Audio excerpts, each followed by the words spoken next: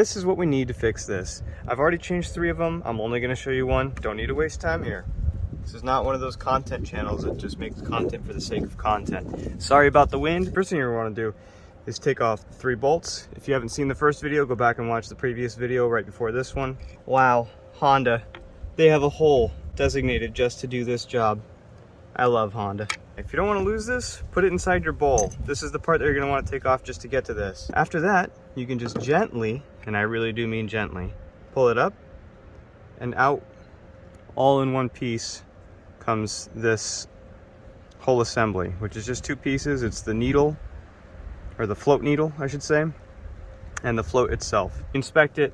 Last time at the end of the video, we saw that one of them was absolutely massacred. It's supposed to look like this, you know, like a needle. Mine looked like an eraser that you had given to a kindergartner. And replace it with the new one. But before we do, just do a quick little wet the area a little bit with some carb cleaner.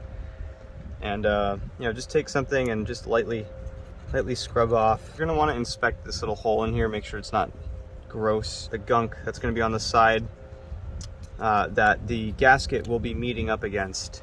Where's the gabagoo? Gabagoo's right there. Gulag Jamun. If any of you watch Uncle Farmer Dad Ben, let me know in the comments. I went on the Magna forums and asked which type of carb repair kit I should get, and got a bunch of different answers. And I'm like, man, I really just need one piece and maybe some gaskets. So I went with all balls because, you know, on this channel we're balls to the wall. Like for that. After I'm done with all this, I'm going to show you how to get this whole assembly back on the bike way easier than what people are saying it is online. A lot of bikes will, you'll have to adjust the float level. On 3rd generation Magnas, which is what this is, you do not. Honda made a perfect motorcycle from the factory. This is easy. All you gotta do is go slip that right in there. It just gets in like that. Boom. Ta-da. Got your new needle. Gently put that back in the way it came out. There's only one way it goes. You can't get it wrong. There you go. Just send that home.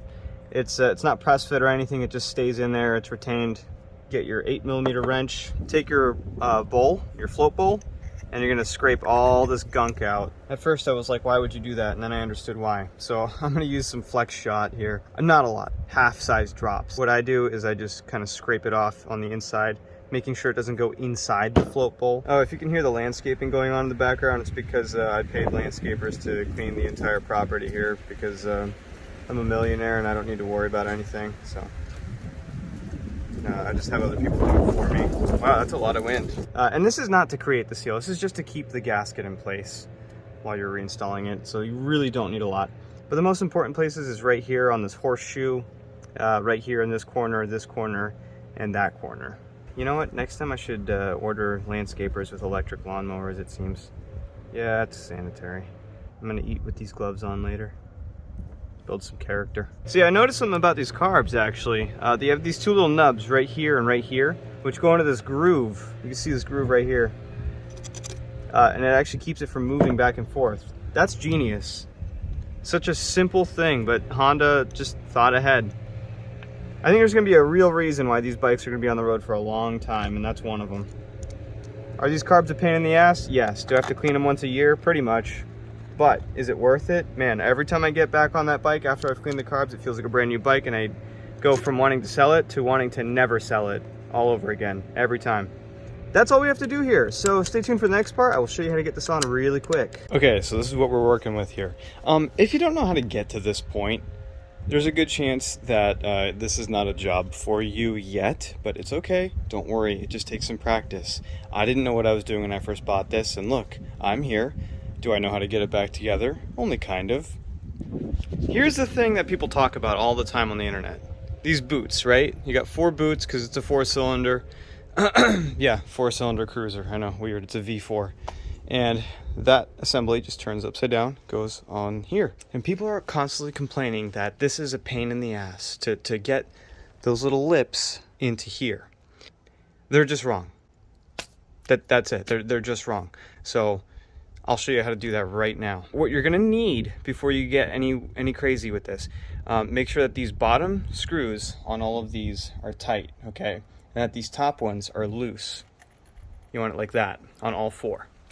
You want to have them pointed out so you can get to them when the valley is covered. And what you need is get an extension, a long one, with an 8mm socket on it. So we're going to want our carburetor assembly to be facing like this, upside down and with the arrow towards the front. I call that the arrow. You're going to get a bunch of snags on the way. Don't worry, it's normal. You have lines everywhere on these motorcycles. It just happens. Back here, it's your gas line from your gas tank to the diaphragm to the carburetor assembly. Get that out of the way. I have this hanging in between the valley. This is part of the assembly. It connects all the way around. It goes over here. This is your choke. So it goes right in the middle here.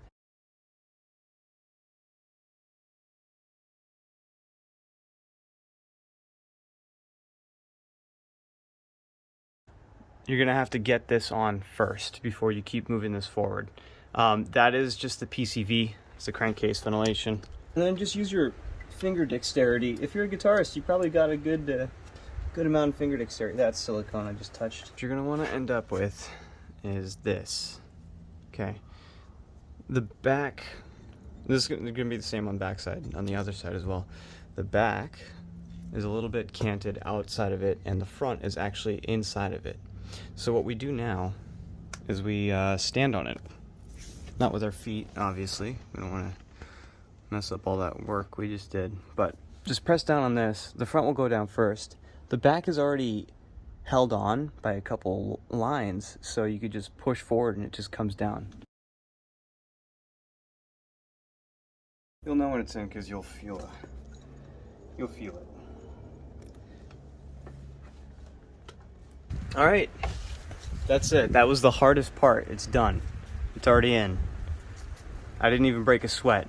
I don't weigh a lot. You just gotta have those top collars loose enough. Get the front in first, press it, make sure the back is lined up before you press, then press the back. But before you do any of that, make sure that your gas lines are all hooked up.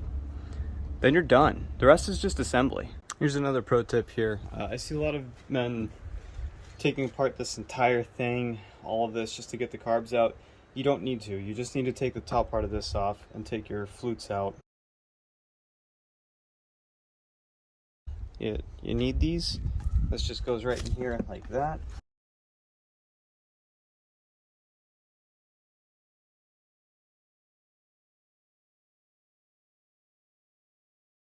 This is your pilot throttle right here. So pulling the throttle, you want something to be able to pull this open. So the pull part goes on this, the push part goes here.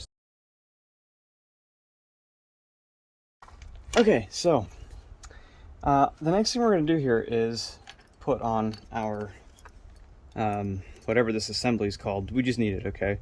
This is a little air filter for something. I have a little magic marker, magic eraser foam in there. It just connects to this tube right here. But before we do that, it's important to get some things ready. So one of them being undo your screws. That's going to be holding it in. It's just 10mm. Bolts, sorry, not screws. And this choke right here has a way to mount it in properly. So there's a flat side to these threads. That's going to fit in to this little hole right here, okay? And then we just tighten it up from the back. At our idle screw set up there, and then pass this through. The flat part is going to go on the bottom, so just like that. Come in behind it, tighten it up. Now, this does not need to be the tightest thing in the world. Just tighten it up enough so it's not going to go anywhere. Okay, yep, that's staying there. I'm happy with it. That goes over the throttle. And we need to get that in there like that. And, okay, cool. Now we start screwing things back on. Easy. Real easy. I like to start with the biggest bolt. Sorry, I keep doing this. Biggest bolt first. Okay, that's done.